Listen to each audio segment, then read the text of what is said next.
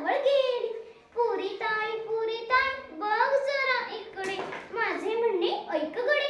पण चार शब्द ऐकेल तर पुरी ती कसली.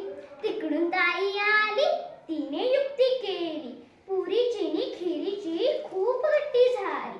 तेव्हापासून त्यांची जोडी पक्की होऊन बसली. कढ इथली पुरी मग